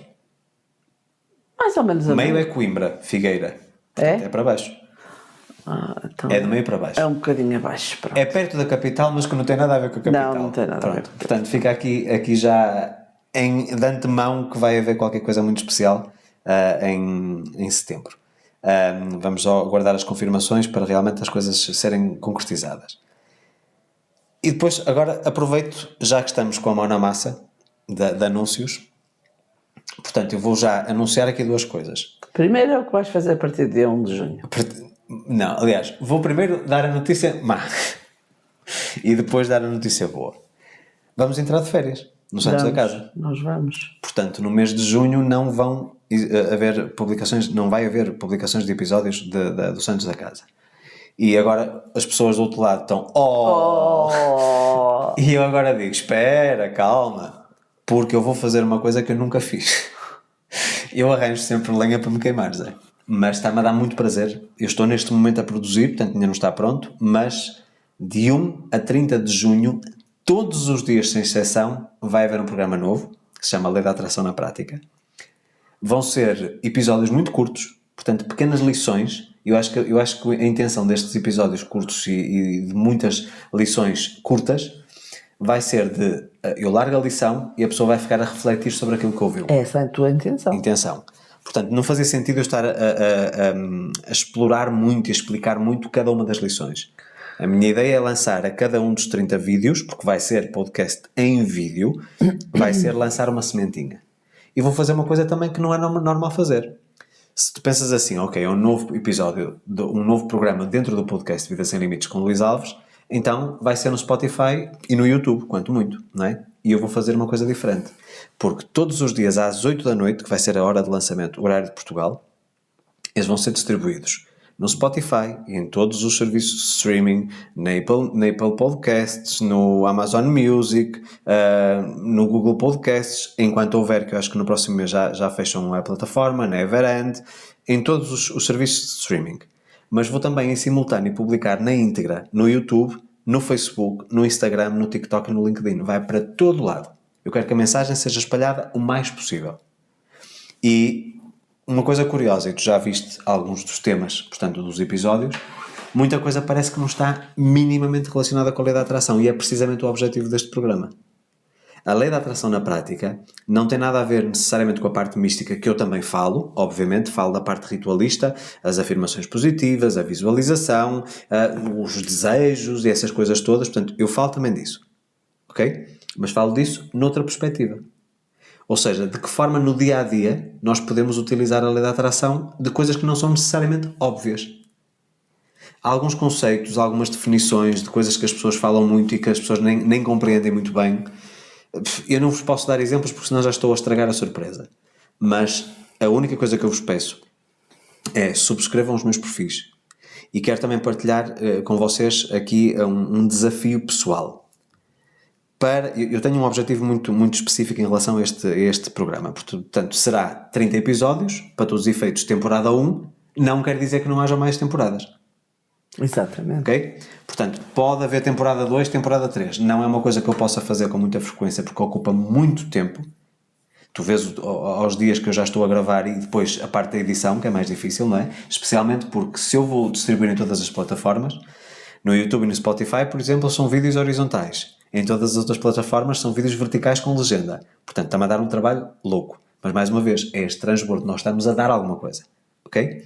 Portanto, e aqui não há nada em troca que eu vos peço. É apenas aprendam aquilo que lá está. Vão recolhendo cada uma dessas sementinhas e a única coisa que eu peço em troca é, por favor, partilhem com a vossa rede. Façam com que esta informação valiosa chegue a mais pessoas. É a única coisa que eu peço em troca. Eu estou aqui a produzir 30 vídeos, todos os dias a aparecer um vídeo novo às 8 da noite. A única coisa que eu peço é façam a minha mensagem chegar a mais pessoas. É a única coisa que eu peço. Mas se não quiserem dar, eu faço a minha parte. Uma pergunta. Ora, diga. Este é o último podcast ou temos para a semana? Não, ainda temos para a semana. Para a semana tem que ser uma coisa assim mais bombástica para ficar a saudade. Para as pessoas depois aguardarem. Não sei. Eu sei que no próximo episódio tem que ser uma coisa assim pujante, forte. Era bom, era que nos dessem ideias. Maria José. Não vale a pena porque já estamos fartos de pedir a ninguém. É aquela velha história. Eu sou podcast, adoro ouvir-vos, sou-me tudo, são a minha companhia e não sei o quê, mas ninguém vai fazer comentários nem ninguém dá sugestões. Portanto, eu não posso controlar aquilo que os outros fazem. Então aquilo que nós temos que fazer é continuar a pesquisar temas que sejam interessantes para falar. Portanto, eu acho que é a única coisa que nós temos de competência. Portanto, deixo-te aqui também a refletir durante os próximos dias para pensares aí num tópico assim interessante, que seja estimulante para as pessoas e que agregue valor. Aliás, tu sabes uma coisa curiosa que eu estava agora aqui a pensar? Este podcast, por exemplo, portanto é um investimento nosso, portanto de tempo, óbvio, dá-nos imenso prazer, que é difícil muitas vezes conciliar com os meus compromissos, muito difícil. Por vezes gravamos à tarde a mais horas para podermos cumprir com um compromisso que temos para com todos vocês que nos ouvem. Mas no fundo isto acaba por ser também aquela coisa do dar sem esperar receber. Porque acho que tudo aquilo que nós falamos pode inspirar pessoas, pode estimular a tomarem decisões difíceis, a darem passos arriscados. Por exemplo. Eu acho que no fundo é assim, Zé, lá está. É a diferença entre nós termos alguma coisa apenas com um intuito comercial e aquilo que é a questão da missão. E eu fico surpreso quando há pessoas que vêm às vezes nos comentários a dizer se afinal a sua missão é ajudar as outras pessoas, devia entregar tudo gratuitamente. Pois, e depois vivias de quê? Como é que pagavas as tuas despesas? Não, mas é que na cabeça das pessoas vê bem aqui a argumentação. Mas se você sabe como é que a lei da atração funciona, então você não precisa de trabalhar. O dinheiro vem por magia. Pois bem. É mais uma das coisas que as pessoas entendem de forma equivocada em relação à lei da atração. Claro. Estás a perceber? Tu tens que entregar o teu talento ao mundo, tu tens que agregar valor e em troca o mundo tem que te recompensar por isso. Mas as pessoas, em vez de fazerem um esforço para entenderem, para perceberem como e o que é a lei da atração, não. Olha, vou dar um exemplo muito prático de um comentário ontem. Alguém veio comentar uma publicação do Facebook. Dizer assim, mas essa informação que você está a passar, vê bem, isto era em relação ao curso grátis de lei da atração. Não estamos a falar de nenhum curso pago. Você devia oferecer essa informação gratuitamente, porque afinal tudo está disponível na internet. Tipo, se a pessoa for pesquisar, encontra essa informação toda na internet. Em primeiro lugar, sabe que não encontra, porque aquilo que eu acredito é muito específico. Não é igual ao que se vê na internet. E segundo lugar, sabes o que é que eu respondi a esta pessoa? Essa pessoa trabalha com construção civil. Reparos de marcenaria, de parte de paredes, pinturas e não sei o quê. Eu disse, olha, sabe uma coisa engraçada? Eu não sei como é que você ainda cobra pelo serviço que faz. Porque se eu for à internet ou ao YouTube, tudo aquilo que você faz de reparação está lá a ensinar como é que se faz. Não é a mesma coisa? É. Então... Nem é bem a mesma coisa, que é diferente. O dele está, o teu não. Exatamente. Estás a perceber onde é que eu quero chegar? Portanto, eu acho incrível como é que as pessoas... Tu respondeste assim. Respondi. E eu agora... Sabes não é o teu... Não, eu sou uma pessoa... Mas educadamente, Zé. Claro, eu sei que é educadamente, mesmo assim... Mas eu agora... Estás saidinho. Eu estou um bocadinho como os dizem os brasileiros. Eu não sou agora de levar desaforo para casa. Porque as pessoas só vêm numa perspectiva. Só porque estamos a falar de desenvolvimento pessoal, nós já não podemos cobrar. Aliás, eu vou fazer uma live na sexta-feira que fala muitas vezes sobre isso e as pessoas desvalorizarem-se não cobrando pelos seus serviços. Quer dizer, se eu estudo, quanto é que eu já investi em cursos? Pois. De formação? Pois, exatamente. Quanto é que eu já investi em livros para ter mais conhecimento? E estamos a falar, os cursos que eu falei, são cursos de certificação, que são estes diplomas que vocês veem ou que viam nos meus vídeos anteriores do YouTube. Portanto, tudo isto teve um custo elevadíssimo e depois há que pôr em prática estas coisas. É a mesma coisa que fazer uma formação superior. Estás a perceber? Claro. Tu dizes assim, eu não tenho problema de pagar um psicólogo porque fez um curso superior, mas tenho problema de pagar um fulano que passou, por exemplo, 12.000 horas a estudar sobre psicologia. Estás a perceber onde é que eu quero chegar? Portanto, é aqui quase uma hipocrisia que as pessoas atacam outras nesta área de desenvolvimento pessoal, mas elas próprias não reconhecem que aquilo que elas fazem também está disponível gratuitamente para ser ensinado na internet. Estás a perceber? Pronto, enfim, mas eu não questiono e fico muito feliz por eu ver que tenho gente que está comigo desde 2015, 2016 e que ainda hoje está comigo. Portanto, isso significa que há aqui valor a ser entregue. Claro. E que há mudança na vida das pessoas. E felizmente eu tenho tido cada vez mais casos de sucesso, cada vez mais expressivos. Outros casos de sucesso que até são partilhados na internet, como foi o caso do Vítor, aquele vídeo que eu fiz a semana passada. A semana passada não, há 2 semanas. Mas esse não cai muito bem a toda a gente. Zé, mas vê bem aqui a ironia do destino. As pessoas parece que ficam revoltadas por ver uma pessoa num carro caríssimo. Pois ficam. Certo? Mas no fundo é isso que elas querem para a vida delas. Era o que elas queriam para a vida delas. E eu pergunto, como é que tu podes atrair aquilo que tu rejeitas e criticas? Eu ia dizer exatamente isso. Eu ia dizer, uma pessoa critica um vídeo desses que tu puseste, já está a rejeitar a hipótese de vir a ter seja o que for. Ela está a profetizar na própria vida dela. Exatamente. Por isso é que tu sabes que eu não tenho por hábito partilhar muitos testemunhos e aliás foi um testemunho do género eu devo-te isto, temos que falar sobre isto, não é? E eu senti orgulho, porque o Vítor, por exemplo, é uma pessoa que eu sinto imenso orgulho, mas as pessoas pensam que aquilo é tudo assim do ar. Pois, e não há só um Vítor, tens mais, muitos mais. A questão é que assim, eu não me sinto confortável em explorar essas partes. Eu sei disso. Quando vem por parte do cliente a dizer, não Luís, eu quero gravar um vídeo de testemunho, mas há muita gente que não quer, inclusive, que saiba que trabalha comigo. Exato. Percebes? E há algumas figuras até públicas, portanto, que não querem que eu informe que estou a trabalhar com eles. Ou eles querem informar que estão a trabalhar comigo. E, portanto, eu tenho que respeitar isso. Claro. Estás a perceber? Pronto. Mas, enfim. Ora bem, acho que já falamos um bocadinho sobre as decisões difíceis e sobre o impacto que isso pode ter e o quão importante é nós não protelarmos e às vezes arriscarmos. A minha opinião é arriscar, ir em frente. É. Tem sempre qualquer coisa que vai aprender, mesmo que a coisa não corra bem, vai aprender. É pelas Quanto mais não seja, para não voltar a repetir. Exatamente. A sério.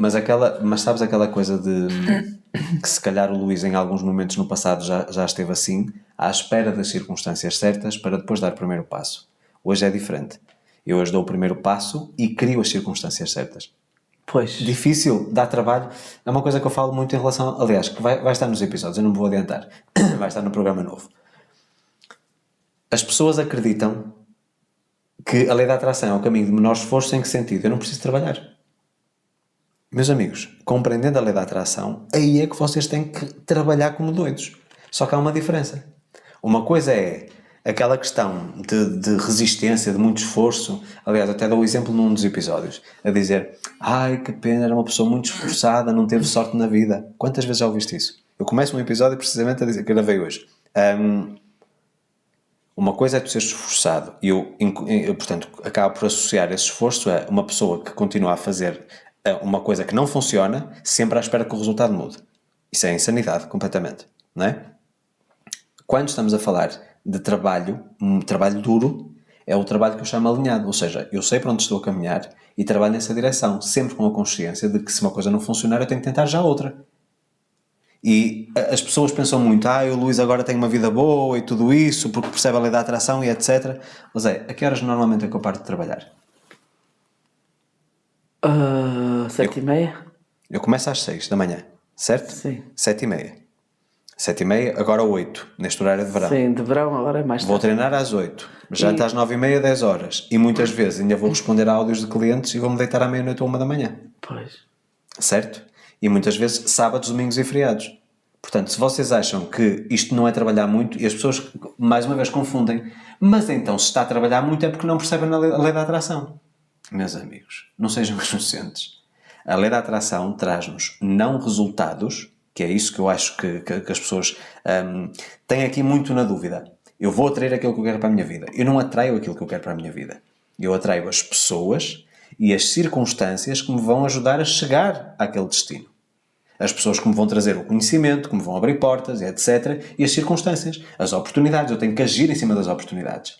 Eu conheço uma pessoa específica que de tantos cursos, não meus, felizmente, não carrega esse peso, tantos cursos de lei da atração comprou e inscreveu-se, que vive tão na fantasia que nunca dá um passo. Nunca dá um passo. É só à procura dos sinais e não sei o quê, vê um sinal, vai ver a definição na internet, um número, uma borboleta de uma determinada cor e não sei o quê. Portanto, está constantemente a ver esses sinais, a interpretação dos mesmos, mas depois não avança. Lembrem-se sempre de uma coisa. Atração significa... Atrair. Atrair o quê? Atração. Atrair? A ação. Ora, lá está. Vocês atraem as oportunidades e têm que agir em cima das oportunidades. Portanto, o caso do Vítor, neste caso especificamente, o Vítor trabalha como um doido e trabalhou como um doido durante estes anos. Mas trabalhou alinhado. Exato. E cada passo que deu, ainda que tenha sido trabalho duro, cada passo que deu era permitiu certo. que ele... Era o certo. Exatamente, é essa a diferença. Portanto, essa coisa do esforçadinho, sou muito esforçado e não sei o quê, se a pessoa é muito esforçadinha, Há pessoas, não chega. há pessoas que ainda têm a ideia de que a lei da atração é tipo uma lotaria. Porque é que achas que a maior parte dos Sim, vídeos... por aí. Tipo... Zé, vai procurar como ganhar na lotaria com a lei da atração e ver a quantidade de visualizações desses vídeos. Pois, porque há pessoas crentes. Exatamente, que acreditam que... mas eu ouvi a Cynthia Strawford, ou uma americana qualquer, que ganhou, que sonhou com os números da lotaria. Se fosse assim, tinha que resultar com toda a gente. Quer dizer, eu não acho isso impossível. Eu acho impossível. Porque Eu estamos não a acho. falar de uma lei diferente. Mas espera aí, deixa-me só dar-te um exemplo. Eu tenho muita mania de perder coisas, sonhar com elas e levanto-me e vou lá e estão lá. Ok. Quem me diz a mim que não sonho um dia destes Maria com os José, números a ponto e sai? Deixa-me dizer-te o seguinte. Em relação a essas coisas, foste tu que perdeste naquele sítio. Sim. E a tua mente é que não consegue aceder àquela informação de imediato. Sim. Tu, através do teu subconsciente, consegues lembrar-te, ou seja, refazer os teus passos. E vais lá. Quando estamos a falar da lotaria, qualquer jogo de azar, estamos a falar de outra lei que não é a lei da atração. Pois não. É a lei da probabilidade. Mas era engraçado. Porquê é que estes jogos de azar foram criados? porque alguém percebeu que tínhamos aqui a matemática e a estatística e a probabilística em cima da mesa, e a casa ganha sempre. Quem ganha não são os apostadores. Entendes? Porque é que tu dizes assim, existe uma probabilidade de ganho, não é do primeiro prémio, é de ganho de algum prémio, de 1 para 10 milhões de apostas. Ou 10 milhões de combinações. Zé, todas as pessoas que venceram na vida, porque tu sabes perfeitamente que a maior parte das pessoas que ganham a lotaria, que têm uma mentalidade de pobre, e não estou a falar no pobre no sentido depreciativo, ou seja, que não têm uma mentalidade de abundância, de prosperidade e de crescimento, ao fim de 2 ou 3 anos estão sem nada. Eu sei. Estás a perceber? Portanto, e aliás, até podemos falar de riqueza. A riqueza não está no dinheiro, a riqueza está na mente. Certo? Porque tu podes ter o dinheiro todo no mundo, se não tiveres uma boa gestão, perdes o dinheiro todo. Exatamente. Certo? Enquanto há pessoas com pouco dinheiro que conseguem multiplicá-lo várias vezes ao longo dos anos. Portanto, mais uma vez, não tenho nada contra quem fala ou deixe de falar, mas atenção às fantasias que vocês criam na vossa cabeça. Há aqui muita ilusão à volta da lei da atração e eu quero, de uma vez por todas, ser uma pessoa que vos ensina a lei da atração real, na prática. Palpável, que vocês podem pôr em prática em tudo na vossa vida. Mas a lotaria não é uma delas. Por mais que venham aqui com testemunhos, Zé, se a lei da atração fosse a única coisa que está em equação na parte da lotaria, a cada concurso, eu presumo que toda a gente que joga quer ganhar. Claro. E há muita gente que anda aos anos a sonhar, eu vou ganhar, eu sei que vou ganhar, eu sei que vou ganhar. Então, eu pergunto-te, há um filme até muito engraçado com o Jim Carrey, acho eu, e com Morgan Freeman, que Morgan Freeman fazia o papel de Deus. Eu sei. E que deu esse papel, Bruce Todo-Poderoso, acho que se chama assim. E que ele começa a receber os desejos nas orações. Quero ganhar na lotaria. Ele disse sim a todos. Ok, faz aqui sim a todos. Conclusão, vamos imaginar. Um prémio de 100 milhões. Mas tinham sido 300 milhões de apostadores. Ganharam cêntimos. Houve um conflito enorme. Toda a gente à pancada e não sei o quê. Tipo, estás a entender? Se fosse uma coisa assim... Toda a gente ganhava todos os concursos. Sempre que jogavas, tu ganhas com a intenção. Eu sei que vou ganhar e estou a fazer a aposta com estes números. É uma questão de sorte, uma questão probabilística. Podes ter a probabilidade de ganhar, mas é uma questão de acaso, não é uma questão que tu possas replicar. Essa tal senhora que se fala nos Estados Unidos, que supostamente sonhou com os números, estás a entender? Pode ter havido uma sincronicidade e por sorte ela ter ganho. Pode. Agora eu digo, se ela realmente utilizou a lei da atração e pode afirmar isso a pé juntos, então a única coisa que eu peço, como outros mentores supostamente da lei da atração, é ganhem durante 6, 7, 8, 10 concursos seguidos o primeiro prémio e aí vocês conseguem me provar. Ninguém ganha. Há alguém que me prove e que aposte, até faça um desafio, outros mentores da lei da atração. Durante 6 meses apostem em todos os jogos e ganhem o primeiro prémio em todos, para vocês me provarem que vocês conseguem replicar consecutivamente em todas as apostas, todos os concursos que jogam, que vão ganhar o primeiro prémio. E aí está aprovado. Aí está aprovado. Enquanto isso não acontecer, não me provam nada. Porque isso está completamente contra aquilo que eu estudo. Não há evidência nenhuma. Bem, estamos a alongar e a fugir aqui do tópico. Portanto, meus amigos, relembro. Lei da atração na prática, a partir do dia 1 de junho, de dia 1 ao dia 30, o Santos da Casa vai entrar de férias. Portanto, relembro que o evento no Luxemburgo, que neste momento foi cancelado, não sei se vai ser novamente pensado no futuro, neste momento não faz sentido, portanto não tínhamos as condições mínimas.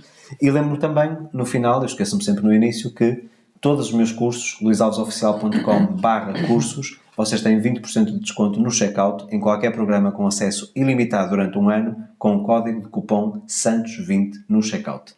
Portanto, meus amigos, ficamos por aqui, neste penúltimo episódio antes das férias. Mas prometo que vai valer a pena a lei da atração na prática. E conto com a vossa colaboração, não se esqueçam. Partilhar o máximo possível os vídeos em todas as plataformas. Pois, isso é muito importante para Isso nós. é importantíssimo. É a parte que eu vos peço de volta, ok? E como estão a dar alguma coisa a mim, também vão receber por parte do universo. Óbvio. Exatamente. É isso. Nem mais. É aqui um processo de dar e receber, dar e receber, dar e receber. Combinado? Então ficamos por aqui esta semana. Voltamos para a semana com mais um episódio. Ainda vamos pensar no tópico, mas tenho a certeza que será do vosso agrado. Meus amigos, muito obrigado pela vossa audiência. Não se esqueçam de deixar uma curtida neste vídeo, se estão a acompanhar a partir do YouTube, deixar o vosso feedback também no Spotify ou no YouTube nos comentários e voltamos para a semana com mais um episódio do Santos da Casa. Não fazem milagres. Um forte abraço e uma boa semana a todos. Boa semana para todos.